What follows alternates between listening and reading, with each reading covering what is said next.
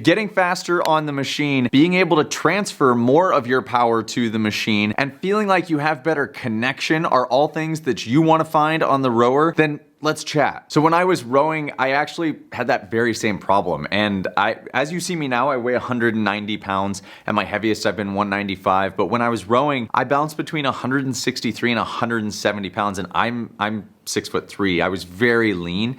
And I was just nothing but legs. I was emaciated from the waist up. And one of the constant things that plagued me was just never feeling like I could apply power to the machine. I felt like I was just lungs and I was able to endure. And so my endurance was great and I was able to deliver enough, but I just never had like oomph when I was on the machine or in the boat. And it always really frustrated me. And ironically, it was when I stepped away from rowing and moved into the world of strength and conditioning that I actually learned what I was missing in that piece of the puzzle that would have made such a huge difference in my training that I really want you guys to be able to find and take into your own training now. If this is your first time here, welcome. I'm Shane Farmer. This is Dark Horse Rowing, where you build the life that you want to live, and we just happen to use rowing to get there. So make sure you click that subscribe button so that you can walk the journey with us and we can help you along the way. So what is this exercise, this secret exercise that I have that I discovered when I moved into strength training? Well, it's not actually a single exercise, more a group of exercises that I call TTMs, trunk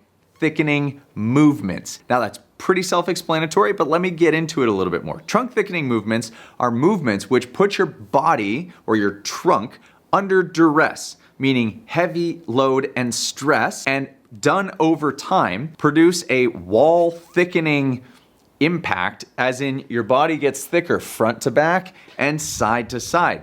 Now, that is important because by thickening your trunk, this is your relay system for power. Everything from your hips to your chest. That's your relay system for power, whether you're on a rowing machine or in the water, putting that directly to an oar. That's your power system. If this is not strong, it cannot handle over time the number of strokes and the transfer of power that you need to go fast. So we need to spend that time working on TTMs, trunk thickening movements, so that you can grow a thicker, stronger trunk to relay more force. Traditional philosophy in rowing has typically held that the more volume you put in, the better you're going to get because of number one, aerobic base, number two, practice of mechanics, so that you begin to gain better feel, whether that's erg feel or boat feel. Now, I'm not saying that that's wrong, but traditionally, power and strength are kind of ignored in rowing versus higher volume being the priority. Now, I can say that volume has its benefits.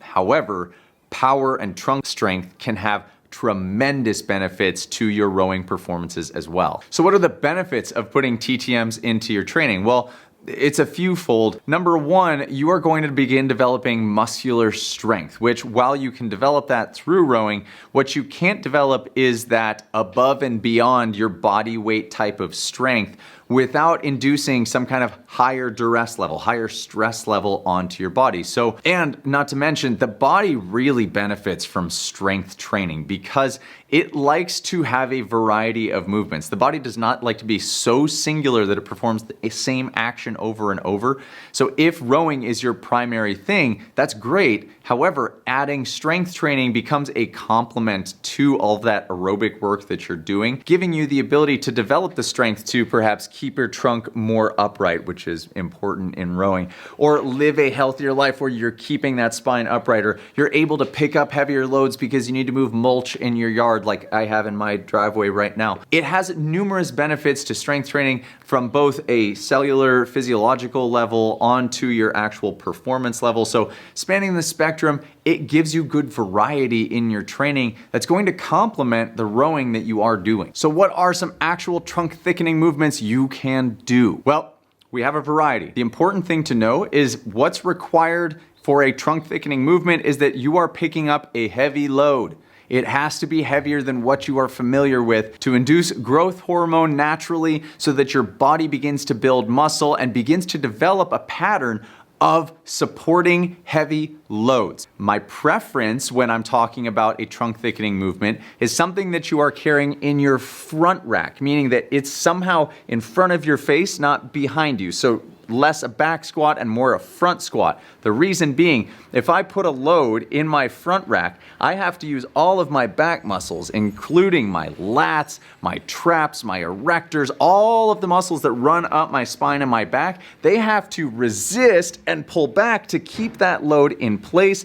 And those guys are the ones that we want to get strong. Meanwhile, your transverse abdominis and your obliques, all the guys on the sides that kind of wrap around, those all begin to get thicker and strengthen as you're supporting that as well, because you're basically telling your body, hey, we need to create a connection from our rib cage to our pelvis, and we need to develop more strength because we're starting to do a lot that requires those two to work together, which is exactly what's happening in rowing. When you're taking a rowing stroke, the hips are swinging, and so the legs drive, which is a resistive force against your body as you have to brace against it. And then the hips begin to swing and tilt. And as this swing happens, all of this needs to be able to distribute that force and that load so that you can still do the work you need to do, driving power to the machine. So again, back to movements. Let's talk about what we can do. Number one, classic front squat, either barbell or sandbag or kettlebell. All three are great. You can develop your own. You can do them with dumbbells, with kettlebells, with a sandbag, with a barbell.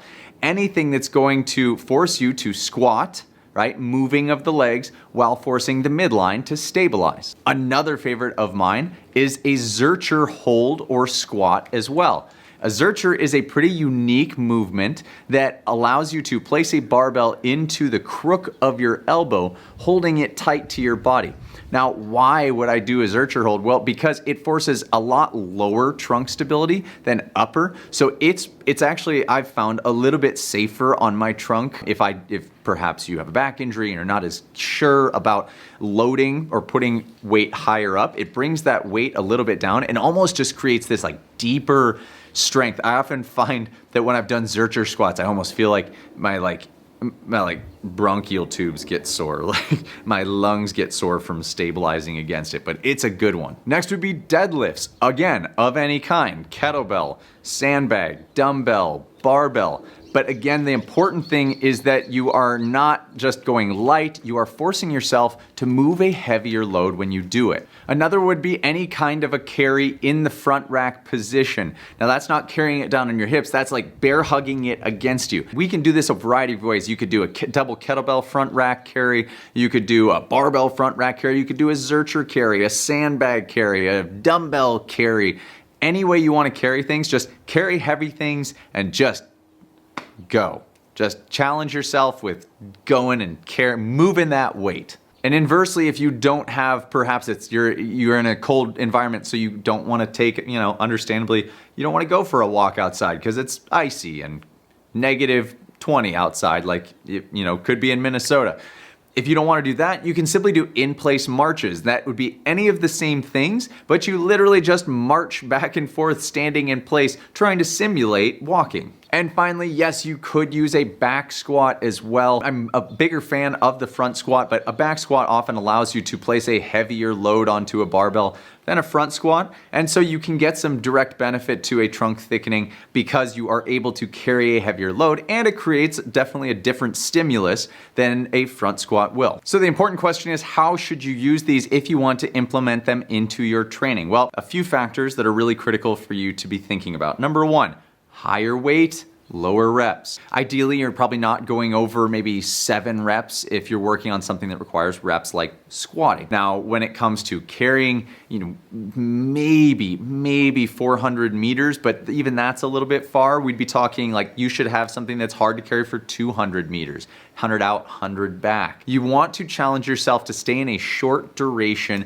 but high intensity moment where you're really feeling challenged with that movement to create that benefit. Next, you want to be thinking maybe 2 to 3 days a week. Obviously, it doesn't have to be this hour-long workout. You can find ways of working it into your training. It doesn't have to be the priority or the end-all be-all, but you should be creating 2 to 3 moments a week where you are taking on that challenge. The other thing I would add is don't be afraid to repeat a movement. There's no harm in front squatting 2 days a week. That is totally doable. We often live in the space now where we're supposed to constantly create and constantly do new things. It doesn't have to be that way. Just like, rowing is quite repetitive. Your strength training can do that for a little bit as well. So if you want to, for 5 weeks, work only front squats, you can do that and then change it up to one of the other trunk thickening movements. The point is that over a prolonged period of time, you are practicing lifting and moving heavy loads, creating duress, and creating a totally different stimulus